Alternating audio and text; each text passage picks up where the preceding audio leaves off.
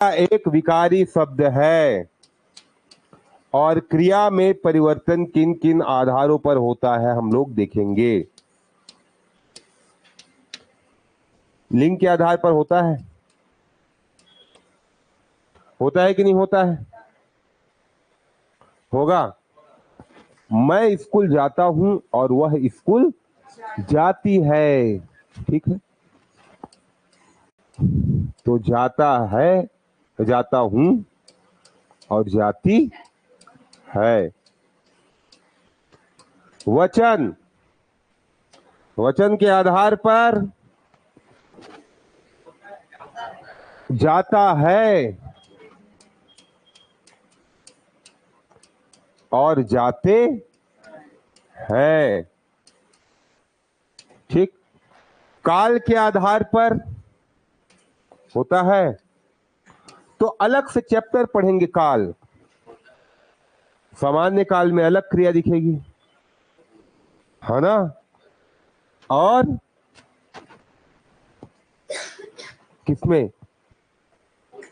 भूतकाल में अलग क्रिया दिखेगी। पुरुष के आधार पर होता है,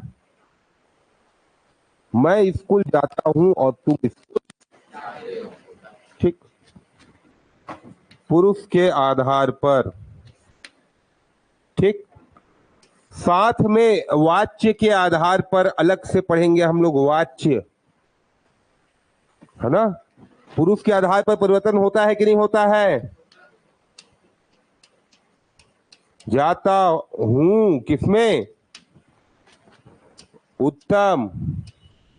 और मध्यम में जाते हो, ठीक। काल के आधार पर आप लोग देखते हैं बहुत सारे परिवर्तन दिखाई देंगे आपको। जाता था, जाते थे, है ना। होगा कि नहीं? जाता है, जाएंगे, ठीक है। तो क्रिया में परिवर्तन वहां पर काल के आधार पर भी दिखाई देगा। वाच्य के आधार पर भी आपको क्रिया में परिवर्तन दिखता है, कर्ती, कर्म और भाव वाच्य के आधार पर, है ना। जैसे राम दूध पीता है कि नहीं, है ना। और राम ने पुस्तक पढ़ी, है ना। और आप देखते हैं राम से दूध पिया नहीं जा रहा है।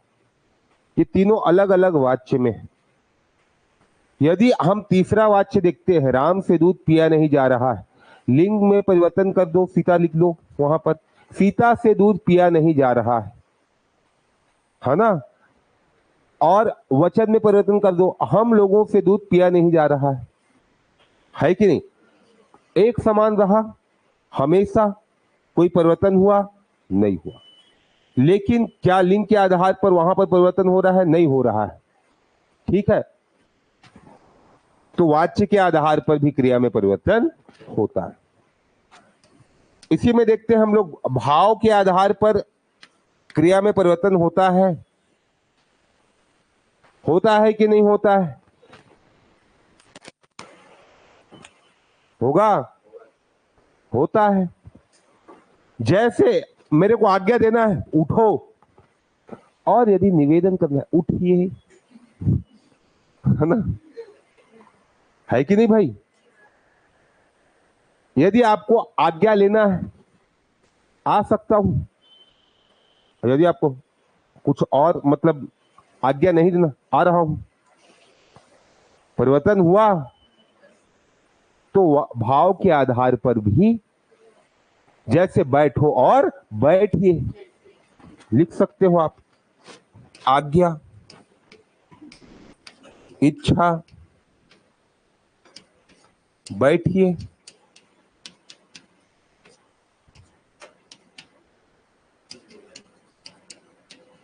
आज्ञा में बैठो, है ना। निवेदन में बैठना चाहिए,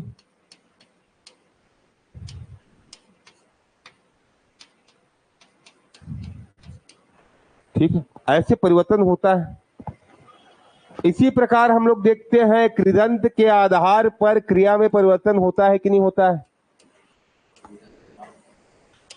कृदंत मतलब क्रिया के अंत में लगने वाले प्रत्यय। तो अभी हम लोग देख रहे थे क्रिया में मूल धातु में आना प्रत्यय लगा, प्रथम प्रेरणार्थक बन गया। वाना प्रत्यय लगा, तुरंत क्रिया बदल गई, द्वितीय प्रेरणार्थक हो गया, है ना। उसी में अभी पूर्वकालिक देखकर आए हैं, अंत में प्रत्यय कर लग गया, मतलब पूर्वकालिक क्रिया हो गई। उठ के बाद क्या प्रत्यय लगता है? कर। मैं सुबह उठकर ब्रश करता हूं, तो उठकर या मोबाइल चलाकर, तो चलाकर क्या हो गया? पूर्वकालिक क्रिया हो गई। आप पूर्वकालिक क्रिया को भी मॉडिफाई कर सकते हैं। बाजू में मूल धातु के साथ कर प्रत्यय लगेगा। कौन सा प्रत्यय?